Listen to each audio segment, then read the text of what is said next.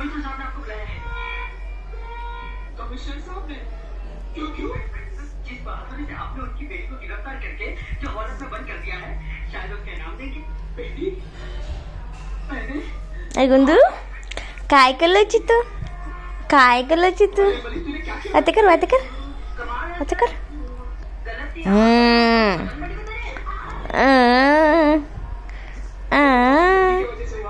हात काढ बे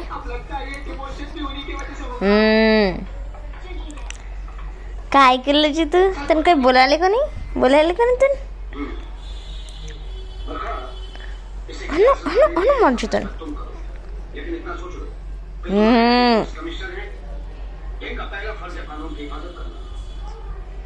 डैडी, आपके इस इंस्पेक्टर ने ये जानते हुए कोनू कि मैं कमिश्नर कोनू मालो कोनू मालो कोनू मालो ईमानदारी की कदर करनी चाहिए। कोनू मालो मैं इस इनाम में ये कोई चीज देना चाहती